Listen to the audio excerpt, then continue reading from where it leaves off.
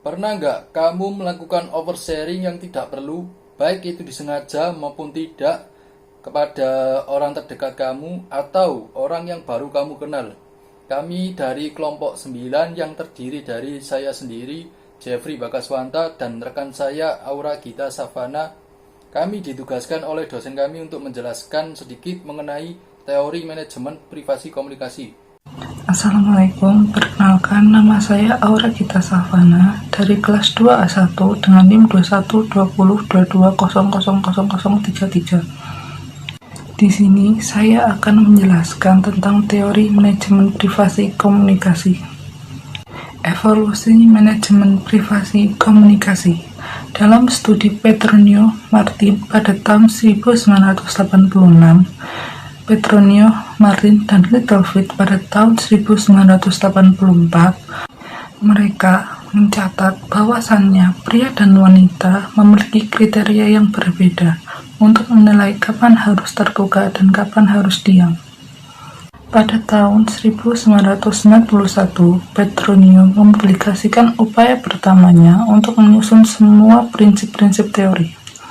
Petronio mengacu pada teori mikro karena prinsip-prinsipnya terbatas pada manajemen privasi dalam 2 pernikahan.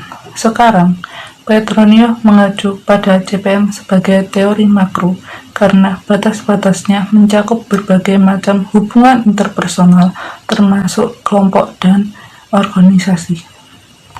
Asumsi CPM, teori manajemen privasi komunikasi, berakar pada asumsi tentang bagaimana orang berpikir dan berkomunikasi, sama halnya asumsi tentang sifat manusia, dan itu membuat 3 asumsi tentang sifat manusia selaras dengan aturan dan sistem berikut. 1. Manusia adalah pembuat pilihan. 2. Manusia adalah pembuat aturan dan mengikuti aturan. 3. Pilihan 2 aturan manusia didasarkan pada pertimbangan orang lain dan juga diri sendiri. Asumsi CPM. Petronio pada tahun 2002 mencatat bahwa orang membuat pilihan dan aturan tentang apa yang harus dikatakan dan apa yang harus ditahan berdasarkan pada kalkulus mental, didasarkan pada kriteria seperti budaya, jenis kelamin, dan konteks. Asumsi CPM memegang asumsi serupa dengan teori dialektika relasional yang mencakup 1. Hidup relasional ditandai dengan perubahan. 2. Kontradiksi adalah fakta dasar kehidupan relasional. Sesuai pendapat Petronio pada tahun 2002-2010, privasi hanya dipahami dalam ketegangan dialektis dengan pengungkapan. Jika kita mengungkapkan segala sesuatu, kita tidak akan memiliki konsep privasi. Sebaliknya, jika semua informasi pribadi, gagasan pengungkapan tidak akan masuk akal. Setiap dengan pengungkapan. Jika kita mengungkapkan segala sesuatu, kita tidak akan memiliki konsep privasi. Sebaliknya, jika semua informasi pribadi, gagasan pengungkapan tidak akan masuk akal. Setiap konsep dapat didefinisikan hanya dengan pasangan. Istilah dan prinsip penting CPM. Sebagaimana yang telah dikemukakan, CPM berkaitan dengan penjelasan proses negosiasi masyarakat sekitar pengungkapan informasi pribadi. Istilah dan prinsip penting manajemen privasi komunikasi. Yang pertama, kepemilikan informasi pribadi.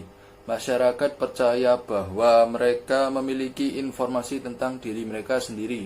Yang selanjutnya, pengendalian informasi pribadi. Masyarakat mengembangkan batas-batas untuk mengendalikan informasi pribadi mereka. Batas-batas tersebut terbagi menjadi 2, yakni kolektif batas dan batas privat. Kolektif batas maksudnya informasi boleh dibagikan tetapi dengan orang-orang yang terdekat dan terpercaya. Yang satunya batas privat, yakni informasi tidak boleh sama sekali untuk dibagikan. Yang ketiga, aturan informasi pribadi. Masyarakat berbagi dan menahan informasi berdasarkan pada sistem aturan yang memiliki 2 fitur utama, yakni atribut dan pengembangan. Privasi aturan atribut mengacu pada bagaimana orang memperoleh aturan privasi dan memahami sifat dari aturan-aturan. Hal ini biasanya dilakukan melalui interaksi sosial. Yang kedua, pengembangan privasi aturan teknis harus dilakukan dengan kriteria yang dilaksanakan untuk memutuskan apakah dan bagaimana informasi akan dibagi.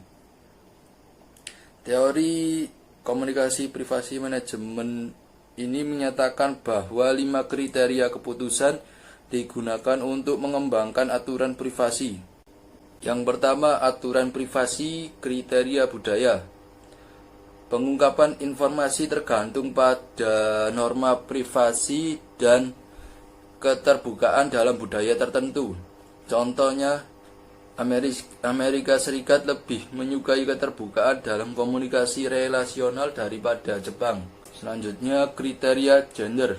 Batas-batas privasi yang dibentuk secara berbeda oleh pria dan wanita berdasarkan sosialisasi yang mengarah pada bagaimana menggunakan privasi dan pengungkapan. Contohnya, pria Jawa yang disosialisasikan sebagai pekerja keras dan mampu menunda kesenangan. Selanjutnya, kriteria motivasi. Contohnya, jika kamu lebih mengungkapkan banyak hal kepadaku, maka karena timbal balik aku akan termotivasi untuk mengungkapkannya kepadamu. Selanjutnya, kriteria kontekstual. Dibentuk oleh masalah lingkungan fisik dan sosial yang menjadi faktor apakah penentu informasi akan dibagikan atau tidak. Yang terakhir, rasio resiko manfaat. Pemilik informasi pribadi mengevaluasi resiko relatif terhadap manfaat pengungkapan atau menjaga kerahasiaan informasi. Prinsip penting yang keempat ialah kepemilikan bersama dan penjagaan informasi pribadi.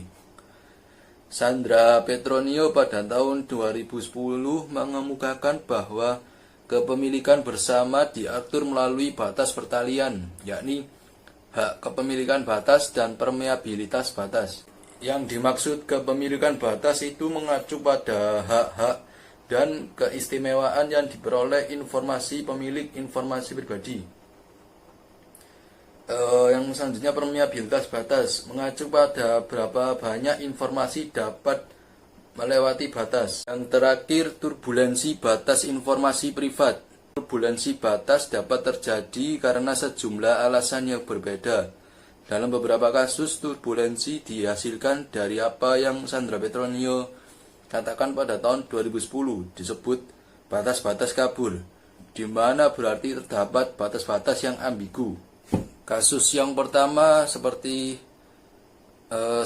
pihak yang tidak diundang sengaja mendengarkan informasi pribadi, seperti kita sudah memberikan informasi pribadi kepada teman kita, akan tetapi teman kita itu menyebarluaskannya kepada teman yang lain.